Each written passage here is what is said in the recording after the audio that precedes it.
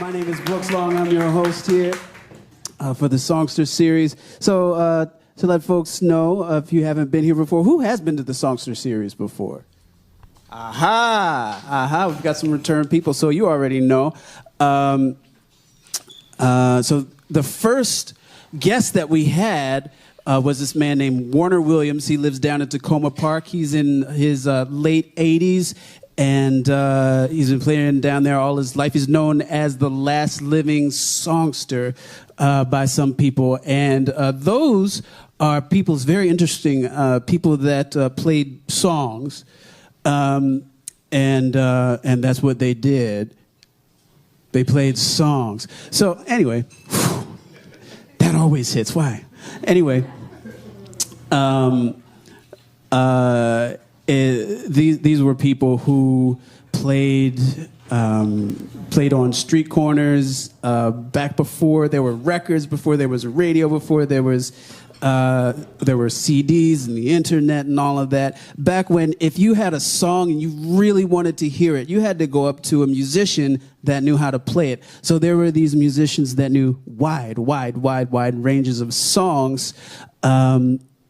And that sort of faded away as they began to be recorded, and they were asked to play only a small portion of songs based on who they were or who people thought that they were, usually racially. So in any case, that's what songsters are supposed to have been. But I think that there's songsters all over the place right now, including in Baltimore, including with us right now. Her name is J Pope. And welcome. We also have Shalonda Hansborough here who helped out.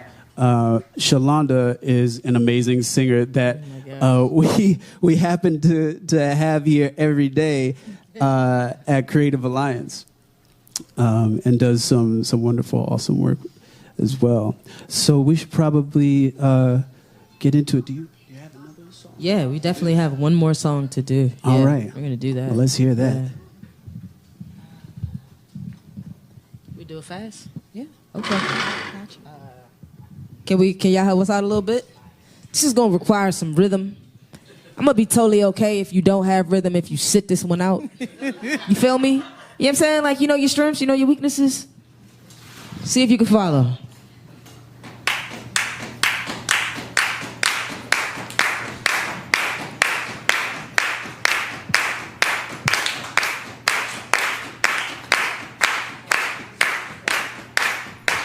And we'll go sweeping through the city where my captain has gone before. I'm gonna sit down by the banks of the river. I won't be back, I won't be back, I won't be back. No more, no more, no more. And we'll go sweeping through the city where my captain has gone before. I'm gonna sit down by the banks of the river.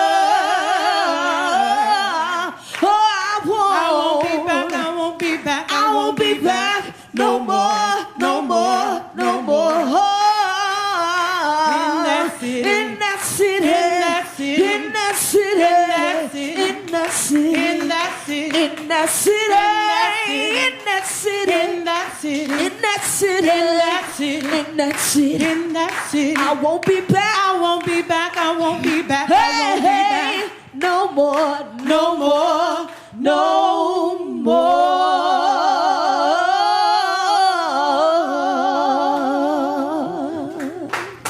J Pope and Shalonda Hansborough. My goodness. Thank you so much for that. You know, boy, it's nice to have a little encouraging music on Tuesday night such as this. Facts. Facts. Facts. Real news. Real news. Real news. Good news. All right. So I'm to understand that you have a church background. Something like that. Yeah.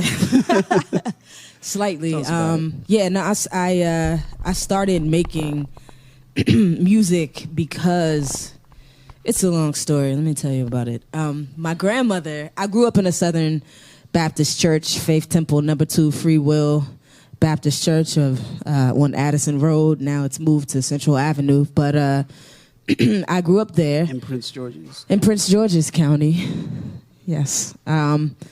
So it's a very traditional church. You know, women cannot wear pants and you have to have your head covered. And while I don't necessarily agree or prescribe to those things, the history of that church musically came from North Carolina, where the original Faith Temple number 1 Free Will Baptist Church was started. And so there was a lot of just like old back, like just the music had such a rich history. Yeah. Which was incorporated into like all of the things we did. Even prayers were sung. And so that is where I sort of got the background of music and how music is a through line in all of the things in life. You were in the choir? I was in the choir. I joined the choir because my grandmother used to bring a group of sisters up. There was a birthday committee for every month, and your birthday committee had to do a special activity to raise funds for the church.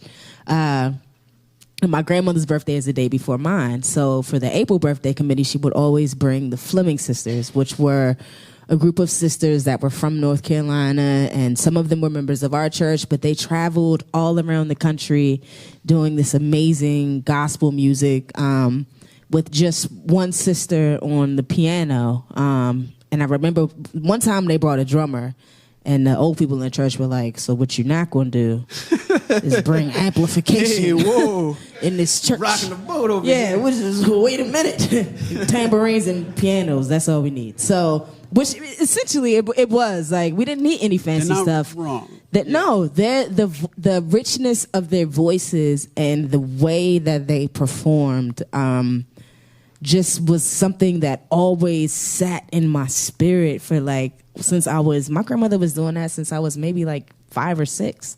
And every year until I graduated high school, like that was the highlight of church, was like going and and the Fleming sisters were there and they would kick their shoes off and walk up and down the aisle and give a testimony while they were singing, and the church would go off, and I would just be sitting there like, yo, women aren't even allowed to preach in the pulpit, but y'all could come on Saturday and sing this music, and you're doing exactly what they were doing in the pulpit.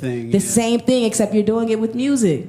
And to me, it's more impactful to me. Yeah. And so I think, number one, we disenfranchised people often find power where they can. And that is where they found their power. And the way that they perform that, like you could feel it, right? Yeah. Like you could see as they were walking back and forth, like it was this one song they sang, like, make no mistake what you think you see. My heart's in misery. Like, and if you think about it, that's like a little 60s bop. And they might have wrote it back then, but it was a gospel song that they were singing in the church. And it just told this story about, like, you know, I'm a black woman and I walk around and I have to have this appearance, you know, because how many times have black women been told, why are you not smiling? You know what I mean? Like, so you have to have this appearance. Because I can't preach.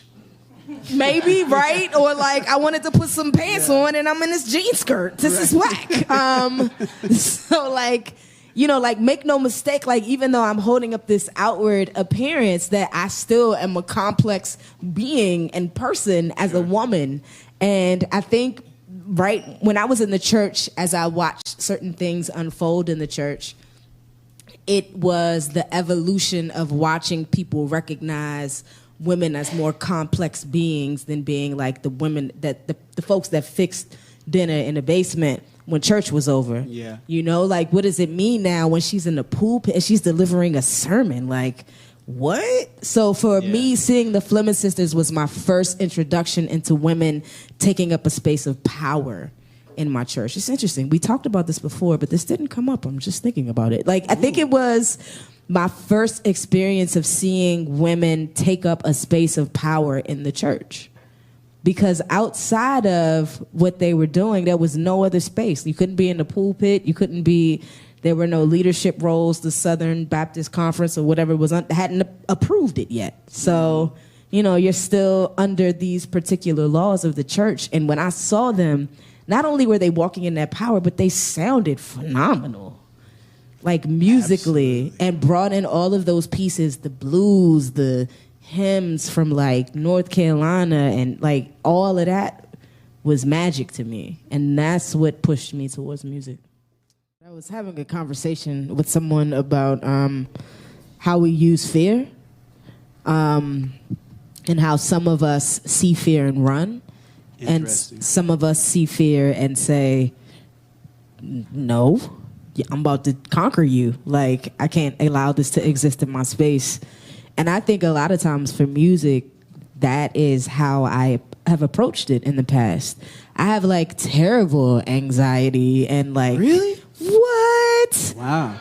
What? Especially something like here where I don't have like 6 handsome Goucher graduates to back me up and play loud music. You know what I mean? Like, it's just the words that I'm saying. And so I'm either maybe mildly interesting to listen to, or like people are like, you know, like it's always very nerve-wracking for me. But when something like that presents itself, I'm like, yeah, yo, I can't allow you to exist in my space. I gotta like step on you and do that. Maybe that's the Aries, where it's like I have to conquer the thing that is giving me fear. Yes. Every time I bring up Aries, you say, I'm familiar with you all. I'm familiar with Aries. It's fine. Thank you. In a good way. You said in a good way. In the best way. We're great people. Absolutely. Most of the time. You always know where you stand. You do. Factual.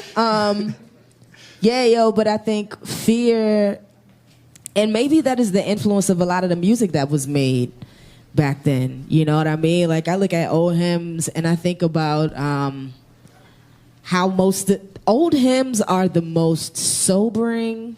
I remember being in school and people were like, did you know Ring Around the Rosies was about dying? And I was like, have you ever been to church? All the songs are about dying. Every song is about like, death. Lord, take me home and give me my robe. And I'm like, yo, I just want to make it to Saturday and see cartoons and eat Frosted Flakes. But I'm still singing. It's like, you know, I think those of us there, like, we grew up in the church and religion, you talk about death at a very early age, like in Southern Baptist culture. Like, you want to be good. Why? Because it feels good? No, because hell. Have you heard about hell? You die and you burn forever. And you like, oh, and you in kindergarten. So like, they want you to know about Santa Claus and hell at the same time. It's very confusing. And so I just think like, I love learning about hell. I'm not going to lie to you. Okay, you know. Like, tell me more. Yeah, you know, there's certain things for certain people. Hell, for me, was like a thing where I was like, I am fearful of that. I didn't want to go. No, I don't. I just wanted to see what it was like. You just wanted to know about it, what the other people were going to experience. Yeah. I am so sorry for you. I've heard all about this place and it's terrible.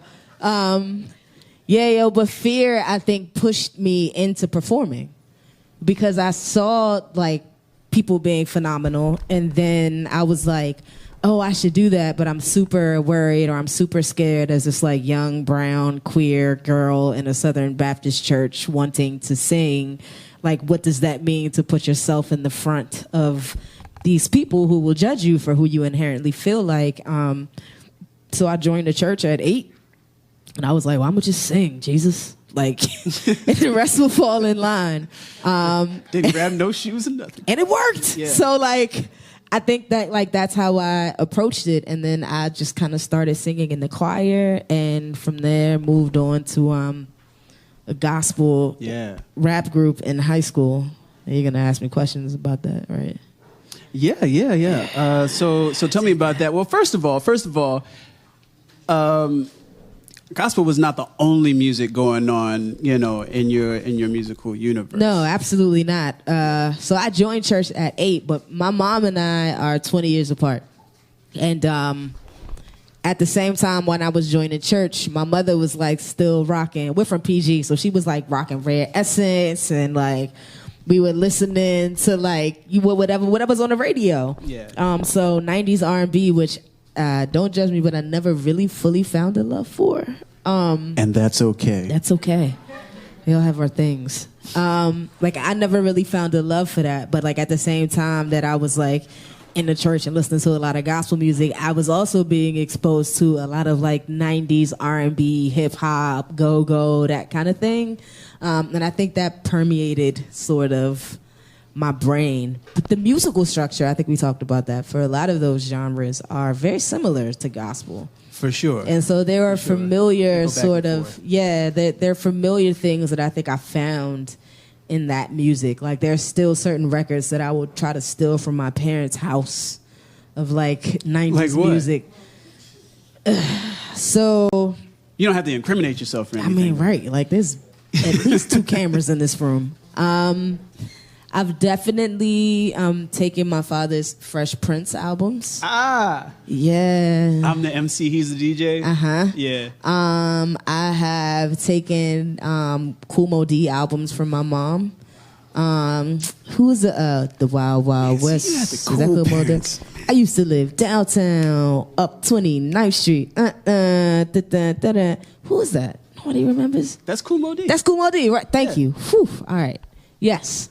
I have that album at my house because just like there were certain things that like I wanted to take from my parents because I recognized the through line of all of those things in that music. Mm-hmm. Yeah. Where they were playing it when you were growing up? They were playing it when I was growing up. And then when I started making music, I was like, this feels familiar. I need to go back to what it was that I heard, even though I might not have liked it at that time. Right.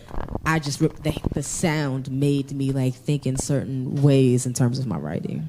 Yeah. I've definitely gone back to my parents' Ooh, music. what did you take? Come on, what did you take? Well, honestly, I probably took more of my brother's stuff than anything, which would be from the same era you're talking about. Okay. Like Paid in Full, Eric B. and Rakim. Ooh. Public Enemy's first album, Yo Bum Rush the Show. And I'll never forget seeing the Time album, What Time Is It? Their second album with 777 9311 on there. And there's this dude that has all these clocks behind him and he's just going like, I'm like, what is that? And it was great. But I definitely made fun of my brother for having those records. But then until I took them and loved them.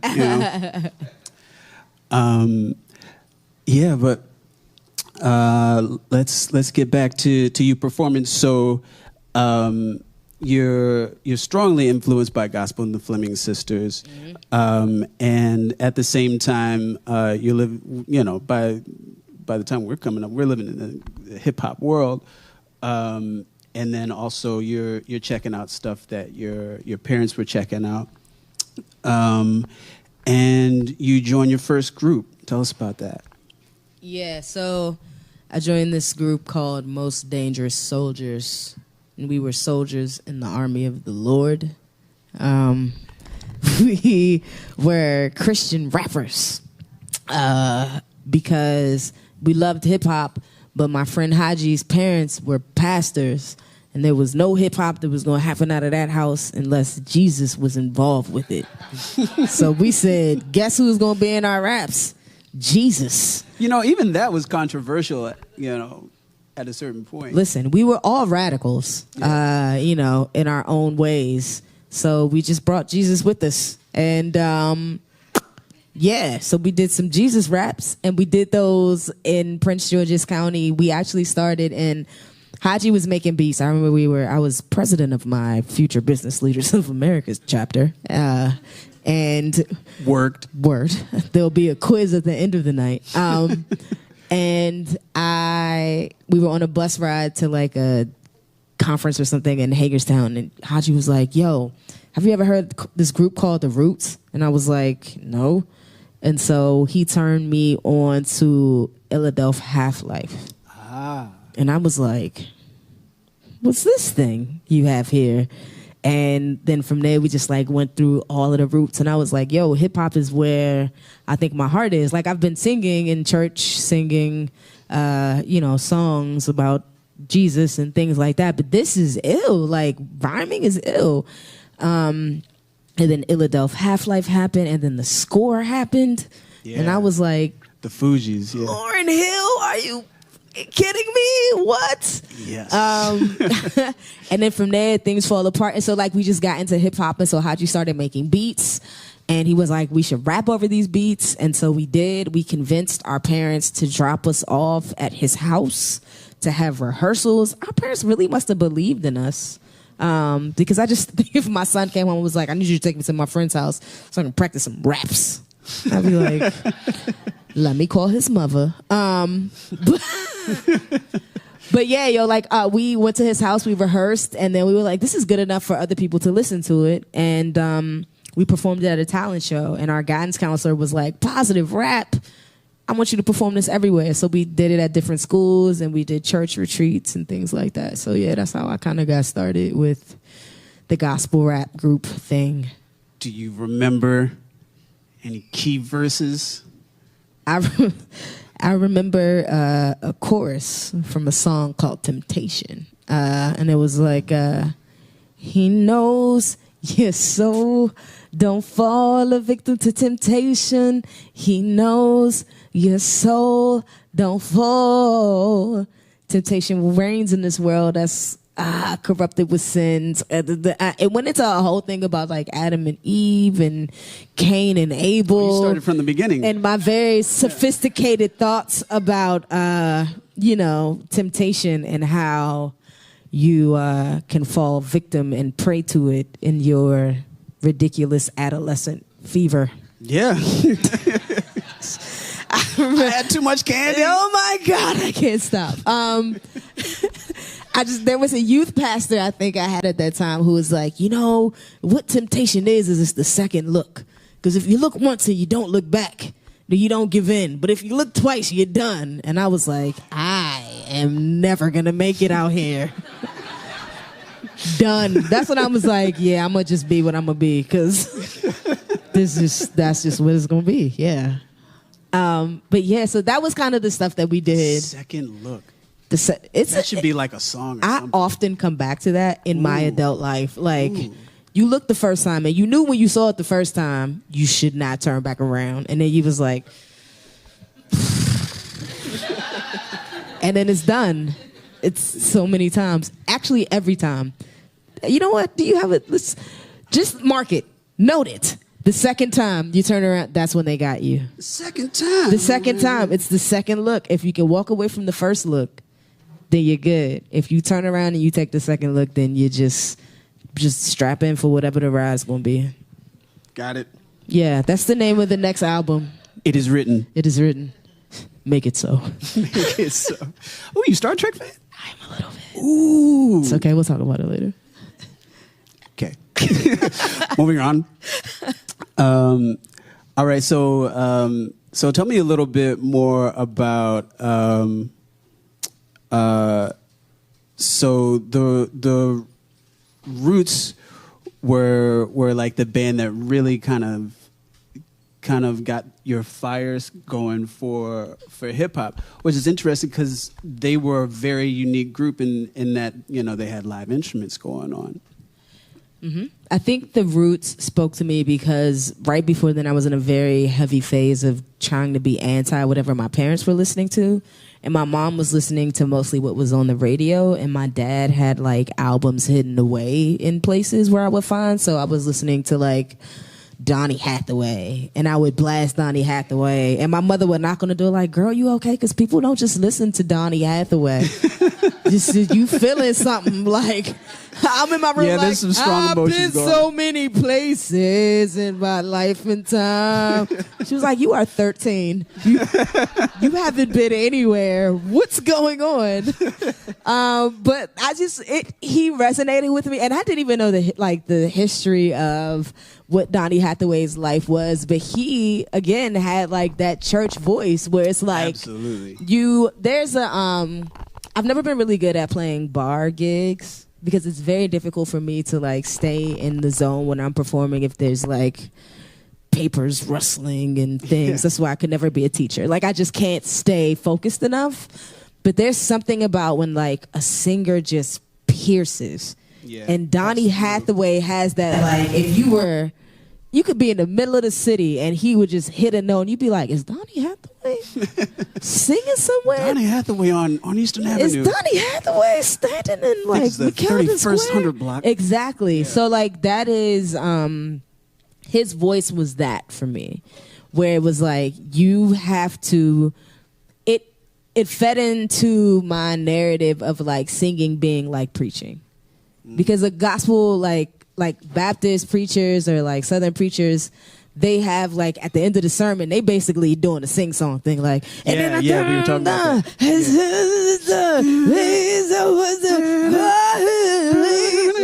Like they're basically singing. And for me, like a singer who really could tap into that, that's the song. Yeah. Like you take the best part of the sermon and you put it into like 3 minutes. Yeah. Done. That's so perfect. And so to me, that's what Donny Hathaway was. And then I got into Marvin Gaye and then I got into the Roberta Flack Donny Hathaway combinations. Like that's where I was at like 14 and 15. And my mother was like, really? This you really that deep? But that sort of led me into when I listened to the Roots and albums like that, where they were starting to sample those songs. Right. So the elements of the music from that era were starting to incorporate themselves into what hip hop was. And so that's why I really think I identified with that. And then when the score came out and Lauren's lyricism over, I don't even know if the beats on the album, I don't even know what the beats sound like. I just remember Lauren's verses. Yeah. And I was like, she's really carrying this band, number one. Number two, like, she's an amazing writer. And, like, just lyrically, she was doing things and being clever with words in a way that I had never... Like, there was this one verse she had on the score that was... it's most people don't know about it. It's called Destiny Manifests. But she's like I used to love hard once, but the love wasn't concerned. I found out the man I died for, he wasn't even concerned. At time it turned. He tried to burn me like a perm. Though my eyes saw the deception, my heart wouldn't let me learn from some dumb woman was I. And every time he lied, he would cry, and inside I die. My heart must have died 1,000 deaths. Compared myself to Tony Braxton, thought I'd never catch my breath. Nothing left, he stole the heart beating from my chest. I tried to call the cops, the type of thief they can't arrest. Pain suppressed would lead to cardiac arrest. Diamonds deserved diamonds, but he convinced me I was worth less. And when my people would protest, I told them mind their business, cause my shit was complex. More than just the sex, I was blessed but couldn't feel it like when I was caressed. I spent nights clutching my breast, overwhelmed by God's test. I was God's best, contemplating death with a Gillette, but no man is ever worth the paradise manifest. Yo, that was in 97 she wrote that. Like, so when people question, like, I don't know if Lauryn Hill's a great musician, I'm like, have you ever wrote a verse to sound like that? Because I'm still trying, like, and I think I'm okay. And I don't even think you do music. Yeah, like, what the fuck? Yo, Lauryn Hill is a legend, and the score was... I would say so. Yo, her verses... Other people aren't legends as well. Other people are great. But yeah, no, she's really good, and I stand for her. Oh, yeah. I do. Late shows and all. I'm here for Lauren. I'm here for her, too. I'm not going to lie to you. If people can stand for Kanye, I can stand for Lauren. Shit. Like, yeah. For sure. Don't question that. Excuse me. I definitely support both of them and praise. Listen, we can talk about it after. Don't make any generalized statements right now. It's not going to end well. George Bush, never mind.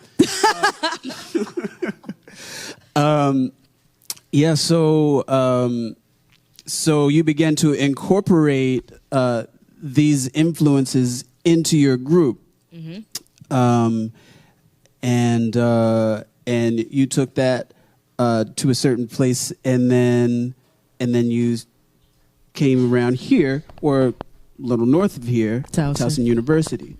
Tell us about that. Oh, shout out to Towson. We just had our home. It's okay. It's okay if you didn't go. Shout out to Towson. Shout out to Mew chapter of Delta Sigma Theta Sorority Incorporated for the homecoming that just happened. It's okay if you're not a Delta. Just want to say that. I went to Towson, and my sophomore year, I took a history of jazz class with Jim McFalls, who happened to randomly play the trombone for Chuck Brown. Oh, yeah. And he was like, so for your final project, you can... Chuck Brown, the legendary, like they call him the father of go-go. He is the father of go-go, yeah. An amazing musician that we are blessed to have from this region. And founded the go-go sound that fed into a whole lot of other genres of music. Absolutely. Including Baltimore House, but it's fine. That's what we talk about later. I had a class with him. He was like, yo, so for your final project, you can write a paper or you can form a band or an ensemble with several of your classmates and present a song based off of a blues standard like progression. And so at the end of that class, everyone who doesn't like to write papers was like looking around like, can you play spoons or something? Like, what can we do? And I ended up hooking up with these three guys. This one big, tall, bald, black dude from PG named Jamil who played the keys, and this white dude with like dirty blonde hair from Hereford County who like worked on furniture and fixed cars and motorcycles in his spare time. And this drummer named Gavin, whose parents own this huge mega church in Frederick, Maryland. And we were like, hey, guys, we have lots in common. Let's make music together. And we met up, and we actually, like, although we were super different, ended up making this amazing funk music. Like, it was just like a... for some reason, we just keyed in on all of our natural like progressions. We could jam for hours without hitting a stopping point. We just would transition. And that's when we knew we had, for whatever reason, found a sweet spot. So we came up with this song for the final project called Honey Syrup Molasses, which there's some people in the audience who know about this song from long ago.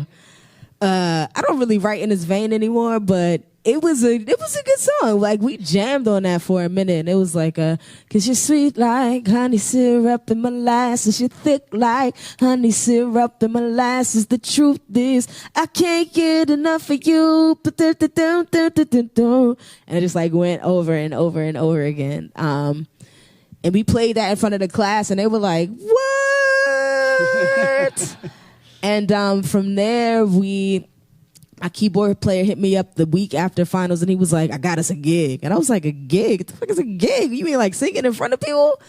And he was like, yeah. And I remember our first show, they wouldn't let me in because I was only 18 or 19. Oh, wow. Yeah, and they were like, you have to be 21. It was over off Northern Parkway, over east, in a place, I think Salt or Pepper from Salt and Pepper used to own it. Like, what? Maybe a few. It's a crazy story. But like, it is written. No, they make it so. Yeah, and like, so they would not let us in. They wouldn't let me in. They were like, I don't know how you're gonna play this music, but your singer can't get in. And he had me sing. He was like, I'll let you sing until like maybe for an hour or something like that. And then he heard me sing the first song. And he was like, oh, my God, I got to have y'all come back, da-da-da-da-da. And I think that was a regular, we played that gig for like a year, I think. Was this a bar gig? Yeah, it was a bar gig. Listen, when I started, I started in the environments that were the ones that I never, ever want to play again. Like, facts. Just like, it was like trying to be your most passionate, true self in a place where people were like, I've worked 8 hours and honestly just want to see the football game. Yeah. Keep singing these songs I don't know. Yeah, those bars, they don't turn off football. No, it's fine. And they shouldn't, because it's fine. If I came to see football, your band might be great, but maybe I just want to see football. I don't know. But yeah, like, so that was my first, and then we did a couple of gigs like that. Then we did a gig with Telesma And then we started getting really heavy into like the warehouse psychedelic funk scene, and did that for a few years. And then I graduated from college, and we all kind of went our separate ways. And I did a solo album that was with like producers that I really respected. And then after that album is when I found The HereNow. So let's back up a little bit because there were some things that I'm happened. sorry. I'm very good at summarizing. Yeah, you are. So the producers that you were working with, so there was one in particular, I think. It was a group. It's called The Other Guys. It's two guys, Joseph and Isaiah. And they worked with another rapper named Substantial. I don't know if you all know of him, but really, really dope, sort of independent hip-hop artist. Has been all around the world for a very long time. When my band first broke up, I was like, yeah, I'm not going to make music anymore. I'm just, whatever. It's all good. I'm going to get into the 9-to-5 life. And then I was like, yeah, I need to make music, and ended up connecting with the studio across the street from me. And my brother-in-law was like, yeah, yo, I make beats. And I was like, okay. Yeah. At that point, lots of people were doing it. Everybody's making beats. Yeah. But I just, I wasn't a superstar. So we ended up like connecting, and it was a really cool vibe. And we made a couple songs. I went in the studio, and I was like, yeah, I need to make an album. I hooked up with Mark Carey from Street Legal, who was right across the street from where I was working at the time. And he was like, yeah, yo, you're good. You should do stuff. But I wanted to move at a faster pace. And so I went out and bought equipment, and I was like, Mark, show me how to use this. And he did, and then I ended up recording my first album at home. So I made the first album, Hierarchy of Needs, and then I made the second album. Same producers, but I think I had one extra one, which is J Soul, who goes by Black Sinatra now, I think. And made that album, The Resurrection. And then is when I got with Funk Friday, which is now The HereNow. Yeah. In the middle of that, you also you were a part of another collection. Oh, yeah, Mind State. I don't know if Jamal is, I don't think Jamal is here yet. Yeah. And that's okay. Nah, it's all love. I did the Mind State mix. I did an album called The Mind State Mix, which was before I did Reconstruction. Jamal I went to Towson with, and he was like, I ran into him at an open mic. He was performing. I was like, yo, you do poetry? He was like, yeah, you do music. And so we ended up writing a grant for a choreo poem to perform during Artscape at a theater project. We called it Neo-Theality, which is it was sort of a combination of us as artists in a very sort of organic way presenting our thoughts on what the current landscape of Baltimore was. And from there, we were like, this felt really good. There were poets, there were MCs, there were singers, and we thought this is something that we should record for posterity, something that we should say Baltimore did. And so we were like, let's call it the Mind State Mix. Like, if our goal is to make music to elevate the mind state and the vibrations of all of those around us, then let's just do that.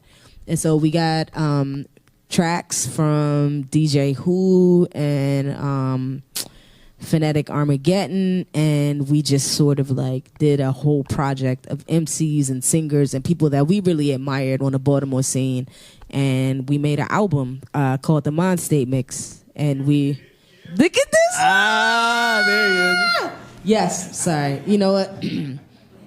I was entirely too excited. That's the most dramatic entrance. Bring your ass up here. Come on, just come on up. Just come on up. He gonna slide in real quick. Black. Section of chocolate. Yeah, yo. So one of these mics, that one should be on. So we were like, yo, let's make this project. We recorded it at my house. Natalie is in the house. Shout out to Natalie, who kept us fed with mad snacks. You know what I'm saying? She had cheese and crackers and all kinds of smorgasbord things. When I came, we all came from the 9 to 5, and like we would crash in my house. And yeah, I would do that a lot. Yeah. And Natalie, like, I'm glad she liked me on the inside. Because on the outside, she was like, you need to take, you take your ass take home. yourself. You need to go to your inside. That's before he was married. Yeah. This was before kids, before marriages, Both of before, us. you know, we were in our, I don't know how old the audience is, but we were in our early, maybe mid-20s. Mid-20s, Yeah, we were yeah. in mid-20s. So we were like, each of us started to hit those milestones at the same time. And so I think what Mind State was us capturing the very bachelor versions of ourselves. Yeah. But also as it was transitioning into, oh, I think I love this person and might make babies with them sort of thing. Yeah. Mind yeah. State babies. There were a few of There those. are a few. We should start a daycare. So we'll talk about Mind it State later. daycare. Mind State daycare. Mind care. But yeah, like I think it was a collective. It was me, it was you, it was Rasan, Love the Poet, Easy Jackson. Yeah, Jamma One. Ooh got on for some stuff for the second project we started. DJ Who, Justin Miles, DJ Superstar, Soup, yeah. James Stith, Earth Tone, ETX3. Yeah. Who else? Shelby Jade was on there. I forgot about that. Who else? Quill. You said E already. E the Poet MC. Phoenix Soul. Quill Wordsmith. MC Water. Yeah. Who else? We had a bunch of people. Yeah, Nate Blaze, a whole bunch of folks. All in my house. It was all good. It could never happen now at 30-something. No, you can't come in my house. There's too many people. Yeah, I don't know you that well. I'm sorry. I don't know. It's not going to happen. But yeah, like it was real organic. And so we did that thing and maybe we can do some stuff. Let's do it. Yeah. Yo, sometimes I sound like this when I talk to myself. It's because you have a beard. In my brain. Yeah, this beard. I was talking out loud. Sorry. Bearded thoughts. So what you wanted? Bearded thoughts. Oh, I like it. That might be a chat book I'm working on. Lowered expectations. Oh man, my jacket dropped. What did I text you? Money Matters? Yeah, Money Matters or The Mask, I think. Just like the beat. You started. All right. I got bills I haven't paid. I got mouths to feed. They see the root of all evil is desire and greed. I got faith way bigger than a mustard seed, but no green. Show me how to succeed, and money matters. I got mouths to feed. They say the root of all evil is desire and greed. I got faith way bigger than a mustard seed, but no green. Show me how to succeed. Money matters in this world that's corrupted with sin. Time. Money matters in this world that's corrupted with sin. Time. A variable that never changes. It's non-negotiable, no rearranging. Whether you wrong or you right, what you done in your life is a cycle. Pictures, time always frames it, but money repaints it, distorts what your aim is. Many behave heinous only to gain fame. Victims remain blameless for monetary gain. They doing the same thing, It really not a game. changed. Hard to explain. Child in his life. Bad people getting paid, but wrong isn't right. It's a hell of a fight. It's a hell of a plight. Indelible light, black ink on white tees. But if you work hard nightly for the right cheese, it might be though that you never quite see. We were raised to fight greed, so what are we struggling for if we trying to do the right thing? Bills I gotta pay, I got mouths to feed. They say the root of all evil is desire and greed. I got faith way bigger than a mustard seed, but no green. Show me how to succeed. And money matters. Your money matters in this world that's corrupted with sin. I'm trying to change the world, but it finds that within. I'm trying to bend. If I was a rich man, maybe I would rule the world. Said if I was a rich man, maybe I would rule the world. Said if I was a rich man, maybe I would rule the world. I am just a poor woman. All I have is righteousness. Said if I was a rich man, maybe I would rule the world. I am just a poor woman, so all I have is righteousness, yo. All I have is all I have. It's all I have. It's all I have. It's all I have. It's all money matters. Money matters. As long as we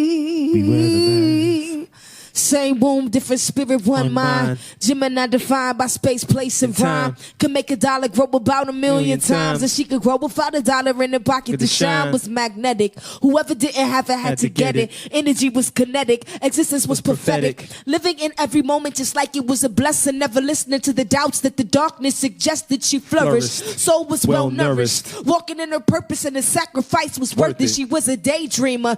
No need to strive for perfection. Lived it like she felt it. So rejection was a lesson. It seemed to lessen the likelihood she would ever repeat it. Fertile ground seeded made her transition seamless. She walked amidst the monsters unscathed. It seemed they had a tame because they never knew her name. They knew about the mask that she chose to claim. And so she wears the mask like she wears the mask like she wears the mask. She grins, she lies, she widens her teeth and darkens her eyes. She wears the mask. She wears the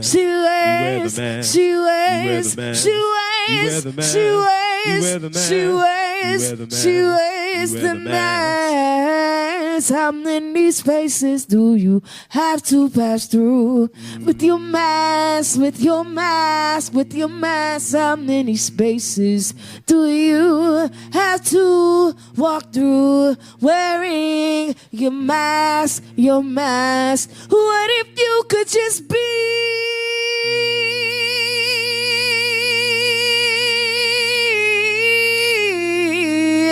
Oh, what if you could just be? What if you could just be? What if you could be more than your mask?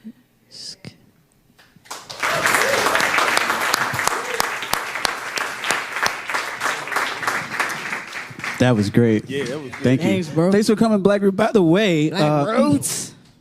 on our last episode of the Songster series, we had Rasan Wordslave Eldridge, and Wordslave, in addition to being with the Kelly Bell Band, the blues band Kelly Bell Band, for 10 years or so. He has also been collaborating with Black Root for forever in this group called Axiom. So there's all kinds of strange, wonderful connections going on in the Baltimore music scene and just in music in general. That's what the Songster series is all about revealing to us.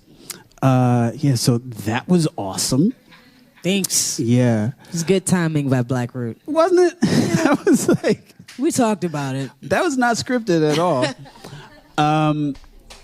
But now, let's talk about when you formed that band with those handsome young Goucher men. Yeah. The HereNow. The HereNow. Mm-hmm. That's what it is now. That's what it is now. It was Funk Friday. They were existing as a completely different entity. And when the Mind State happened, we formed this collective and we ended up performing at Goucher, and they were the house band. And so I was like, oh, you guys are pretty good. I'd like to maybe have you perform for this album release that I'm going to have. And then they performed for the release for Reconstruction. And I was like, this feels nice. Like, performing with a band feels good again. Let's keep doing that. And that was in maybe 2010. And so we did. And we've been, it's 8 years? To 2018. Yeah. Yeah. Yeah. And you guys have been great the whole time. Thank you. Yeah. We've had a lot of fun. Yeah. So last year, you released an album. Here. Creative Alliance. Yeah. It was released here. It was produced by Wendell Patrick. Tell us. It was. Wendell Patrick. If you've heard of Wendell Patrick, make some noise. Anybody? Yeah. An amazing musician and person and artist. I think he's a Renaissance man. He's an amazing photographer. He's an amazing composer. He is classically trained, but also is really ill at hip hop. Then he produces like electronic music, and then he'll produce your album. Yeah. Whatever. I'm done talking about him. Out of the He's blocks. Fine. Whatever. Yes, and Out of the Blocks, which won an Edward R. Murrow Award this year. Which is a major thing, yeah. So I think Wendell is amazing. And also, you are in Baltimore City, yo. Like, y'all are surrounded by artists that have been amazing since before I was born. Like, Joyce Scott is still in Baltimore. Like, yeah. Like, are you kidding? Like, we got the UB Blake Center that is rich in our history. We got the Arch Social Club, which is like rich in our history. I just want to encourage everyone who's in this space, and I love the Creative Alliance, but like, venture out into this city. Engage and find out like the historic spots where music was birthed, where like people came from all over the country to hear because of the music that was made. And now I think because of that, we carry a spirit that allows things to happen, that has like the Boom Bap Society performing with the Baltimore Symphony Orchestra. Like, our ancestors aligned that before we was even here. So Absolutely. Y'all need to just get yourself in tune so you don't miss it, because it's going to happen. Like, we're going to keep making this music. These spaces are continuing to be created. These platforms like tonight and other places where we can talk about music. Like, you can go out and hear some really dope shit on a Saturday night, but like, how often do you get to hear the artists talk about it? You know what I mean? Like, how often do you get to hear how it's crafted? Like, how often do you get to hear how me and Scotty P are like in the studio? You know what I mean? Like, there is just, Baltimore is such a beautiful place. And it's not just musically. It is in the visual arts. It is in its sculpting. It is in every vein that art can happen. Baltimore is in the forefront. And I would love to see when we, as people who are living in Baltimore, as a mass, recognize that before other places do. True. And say, look at what's happening. And we're already like, this is Baltimore. What the fuck are you talking about? This is what we do, man. You know what I'm saying? Like, that's where I want to get. And that's how I feel Baltimore is. Yeah. Yeah. Yeah. Well, I think, gotta love yourself first. You do. And recognize the, where your ancestors have already laid the ground for you and build on that and stop trying to reinvent the wheel. Understood. Yeah. Absolutely. Thank you so much for saying that. Well said. It's all good. So you have a new video from your album that has been released only a few hours ago. Mm-hmm. And it features someone who is in this room right now. Yes, I wonder if you'd stand up for us real quick. Mama Saray. Mama Saray, longtime beloved member of the music community here. Can you tell us a little about the video? So the video was, we collaborated with an artist from Cuba who was over here when you could get over here. And we were like, yo, this is really dope. He came to a rehearsal. We made some music together. It was really amazing. We were like, yo, you should do this video. This would be great. And when we asked him, based off of when he listened to the album, what song he thought would be good, and he said "Still Here," which for me is a very impactful song, but it's heavy. Like, it's, if we had to pick one song off the album to make a video to, I was like, "Still Here" is like, that's Fault Within Our Stars, kind of, you got to be in a certain space to listen to that and to think about it. And he was like, well, based off of where I'm from in Cuba, and after like playing this for many, many, many people, this is the song that resonates with a lot of people because of what's happening here. And I wrote that song initially because of Baltimore, about being, like we hear all these, first of all, shout out to Baltimore ceasefire. Absolutely. And, we don't ever want to be numb. You hear numbers so much. Like, I just think about, I have a kid now, and forever or for however long, the first thing that comes on NPR is like, how many people died in this war we've been in for? Like, that is his life. And so what does it mean to be raising a child who lives in a world that's been at active war? You know what I mean? Like, his country for all of his life. And what does it mean for people in neighborhoods that have been at war for all their life? Absolutely. And what does it mean when your parents and your close family members are in that war and have become victims of that war, and other people will only know them as a statistic in a newspaper or, however you find out. But see, that was a whole ass life, That was somebody who picked you up out your crib and changed your diapers and like threw a ball to you and then was gone. And that isn't the story that we always get when we listen to the news or however you get your information. And so what if we look at people as like, they were whole beings. They had really great parts and really shitty parts. Like, if you could check my browser history, like, just please don't publish. You know what I mean? Like, don't judge me. You feel me? Like, what if? Yeah. What if? Like, I am more than that. We have to look beyond these markers that we set for ourselves to determine what is the good and the bad in an individual, and look at humanity, and that we have circumstances and systematic things that exist that make choices different for one person than they would be for you. Like, your bootstrap argument doesn't work because your circumstances are different. You need boots. Yeah, you feel me? Or you need boots with straps. You feel me? Or you need to be in a place where that's even a thing. And so there's so many different levels that you can pick through it all, and there's amazing social scientists who are doing that, but that's not me. What I am saying is that I am a human and you are a human, and in order for us to exist in a particular harmony, there is a shred or a line of humanity that we must recognize in ourselves as the minimum. Like, as the minimum. So even if I can't take your humanity and say, well, I hate immigrants, that is shitty, dog. Like, I can't support that at all. And fuck you. But I do also recognize you're a human, and I don't want to walk into your church and shoot you. You feel me? Like, we have lost the art of discourse.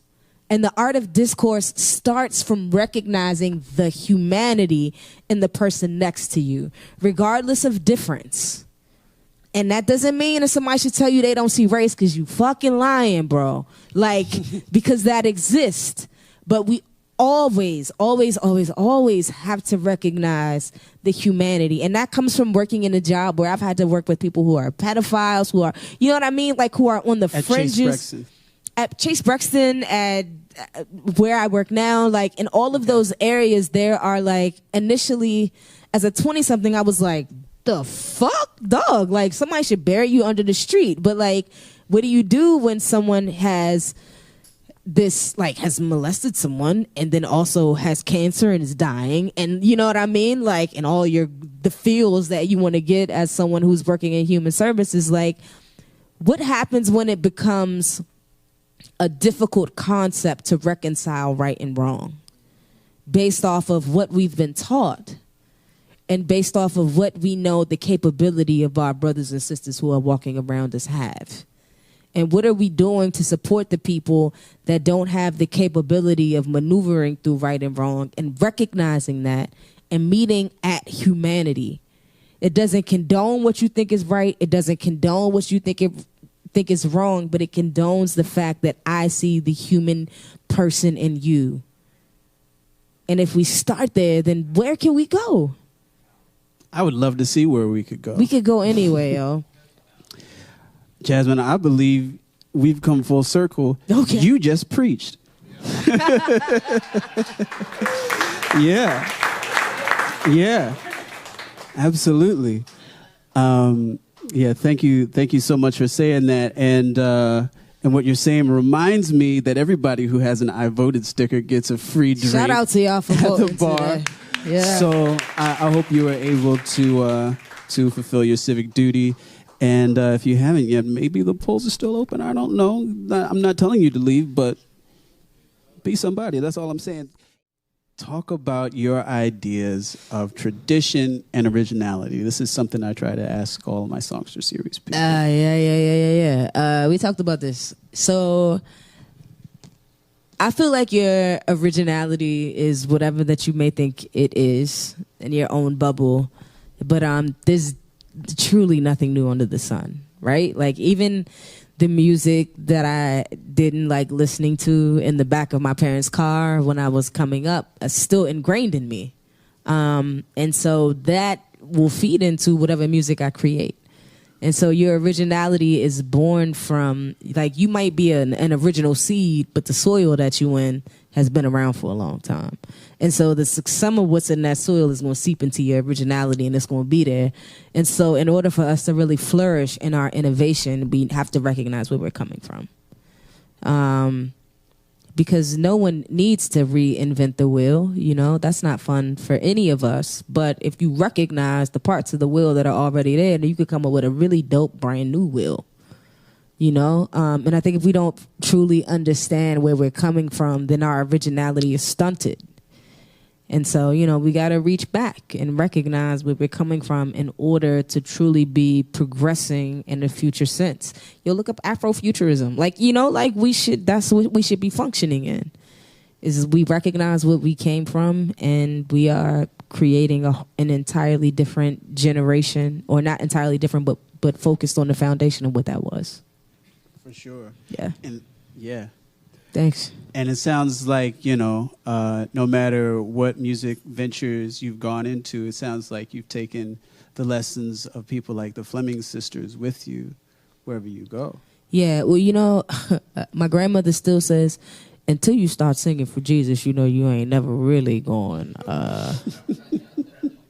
you ain't never really going to get to where you supposed to be. You could be singing in stages across the country, but you just keep singing. You ain't singing for the Lord. And I don't, and I say that in a funny way, but I don't take it in a joking way at all. When she says that to me, I believe it to mean that unless you are singing from a place that you know is true. Absolutely. And so because, she raised me in the church and she raised me to be that. And so for her, my place of truth should be grounded in that. And while that is still very ever present, like a connection to the source and recognizing that your relationship with the source feeds into your darkest places and your higher places, all of those things. But if you keep a good relationship with whatever your Jamal benevolent deity is, then you will function at your best in your lowest spaces, where I know I operate sometimes, or my highest spaces, where I'm in the middle spaces. You know what I mean? But like, you just got to keep the connection, because we're going to fluctuate. We ain't always going to be at the top of our game. And so when she says, until you start singing for the Lord, to me means when you start singing with the recognition of the source in everything that it is that you create. I do, but not all the time. I will. But she gets the nuance of it. You know what I mean? Like, I think that is this is the woman that was born the day before me in 1942, and I was born in 1982. And like, I don't think that is a coincidence. I think that our spirits are very similar, and that she recognizes things in me. My grandmother will call me when I'm operating in a low place, and I'll be like, how you even know, yo? Like, and she'll just be like, you good? Okay, all right. So when she tells me things like, you need to, until you start singing for the Lord, I recognize that as until you start creating from a space that is in line with what you believe, then what are you doing? Absolutely. And so everything that I create, it comes from that. And I don't know if any of my band members are in the room, but when they're like, we've been playing this song for 2 weeks and you don't have any lyrics. And I'm like, I just need to talk to Jesus. Jesus ain't gave me no lyrics yet. I'm so sorry.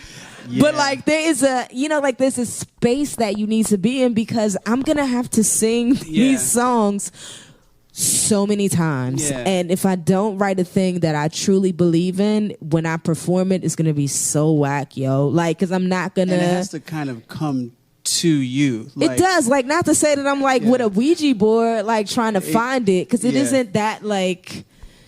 It isn't that, but it is a... I want every performance to be a sermon. Like, that's what I know. Like, I remember we talked about the preachers in the pulpit that were women. That when I first grew up, there were no women in the pulpit, and then they fought for it, and then they got there, but the people they were fighting were their husbands. Like, and the people that they're bankers, like people that they were around all the time, that they had to fight to just sit in the pulpit with on Sunday, and then they would get in the pulpit and deliver a sermon, and then cadence and flow would be so much flyer than the men. And I was like, I see why you was trying to hide them away. And like when I am like crafting rhymes or like interacting with crowds, that is when I see fear and I say no. Because I've seen what black women can do. And how dare I be afraid? Women in general, but I'm gonna just say, I told you weren't afraid. Black women, I think black women are magical. I think all women are magical. But when I grew up, what I saw was black women fighting people that didn't look like them and people that looked like them, that would not allow them to be their full selves because of reasons that we could spend hours talking about. But it took them to say, no, there is a word that I have, and I'm going to give you this word, and I'm going to give it to you in a way that I know that you should have it, and it rivals anything that a man can do. Not because I'm trying to make it that, but just because I am who I am. And that is sort of what I've functioned in as a human since probably about 8, since I joined the church. Well, I think you just pretty much answered the next question I was going to ask, which is, what do you want your music to do? Yeah. I want to be able to listen to it and be happy, because I'm very critical. I want my son to be able to listen to it and say, this is where I've come from. I want other people to be able to listen to it regardless of where you're from, and it be a universal tone. Yeah, I mean, like, I just want it to be like a throughout the world. Like, however that looks like. If you can't understand the words, but you feel the energy, bet. Yeah. You know? And if you can't understand the words and you feel the energy, bet. And if you hate it and then you come back 2 months later and you love it, bet. Like, I just want it to function that way. And I want it to continue to feed me. Because there is, when you don't have, we were talking about this, like the energy exchange as an artist. Like, even if there were times where I wasn't performing regularly, and when you don't share an energy with the audience, like even now, even though I'm not singing the whole time, the fact that you're still looking at me and listening, is like there's a certain amount of energy that you're focusing on me, but I'm also returning because I'm like wanting to give you my story. That for artists is a very important thing. So if you are an artist, and this is a insider trading tip for all the artists in the room, if you're seeing a psychiatrist and my psychiatrist said to me one time, "Oh, you're an artist. Most of them drink and do whatever a lot." And I was like, "Well, you know, most people, there's a thing called like the first high. And like when you're in front of an audience and there's that energy exchange and you feel it, you want that all the time." And there's some of us who recognize that earlier, and there's some of us who don't, and you know, we supplement or whatever, but it's always an energy exchange. So as an audience member, if you're ever like in front of an artist, the best thing you can give them is your energy in whatever way they're giving it to you. So if they jumping around, no matter how dumb that shit looks, just jump with them, yo. Like, just jump with them and like let them get the energy. And I promise you, like what you get will be so good. I always thought that I was dancing, and then I started performing with Dan and them, and they were like, "If both feet aren't off the ground, you're not dancing." And I was like, "That's whack, yo. I don't even know how to dance with both feet up." Yeah, maybe, but it wasn't my natural flow. But then I was like, what would happen if I took both feet off the ground? Now I look like an idiot. I'm out there like in the crowd, like, because it doesn't, like, just get free. Get free. Like, life is too short, yo. Just free your spirit. For all of the people that you are worried about looking at you and like judging or whatever, that's just, they're going to leave that room, but they're not going to think about you no more, and you missed the whole opportunity to get your whole fucking life, yo. So, like, just be free. Yeah. Yeah. Absolutely. Do you have one more for us? I have one more. Oh. Okay. I'll do Giovanni's Room. Yeah. So this song based I wrote. on a book. Because I really enjoy James Baldwin. I think he's amazing. I think all of our ancestors that came before us are totally, totally amazing because they lived through stuff. I don't know how I would have done that. But when I was coming out as a queer young person, Giovanni's Room was the thing that kept me grounded when I didn't have family or support around me. And so I wrote this song about it. And here it goes.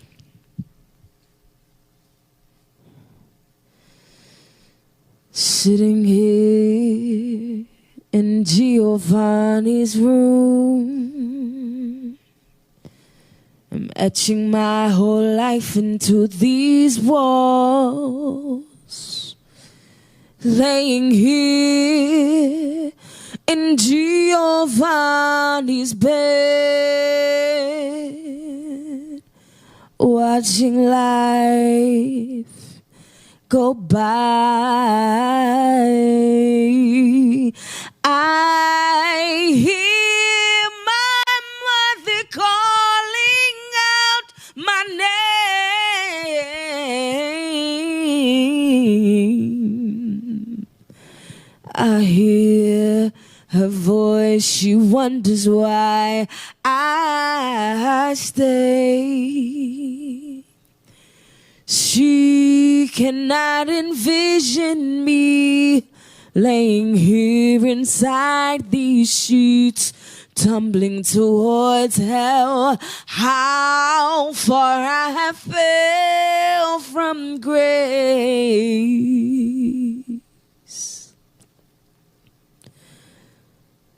But the way the sun shines from Giovanni's face. The innocence that Giovanni radiates. It could be that we are just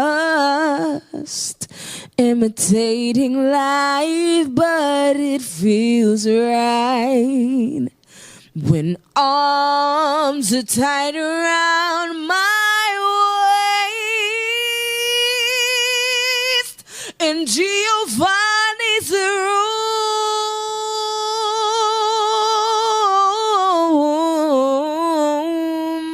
is where my heart keeps going, but the world wants to take it away. In Giovanni's room is where my peace exists, but the world won't let me stay in Giovanni's room. And now I am dying. Once was lonely, but now too soon. 'Cause I'm tired of crying. Open these veins and release me too. Giovanni's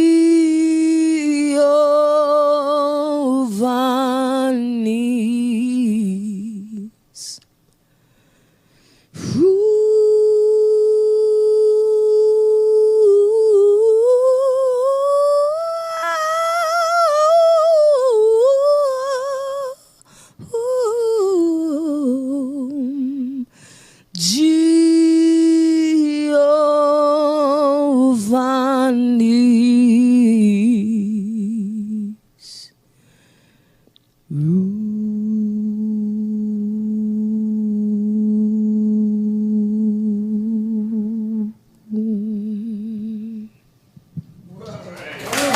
Oh my goodness.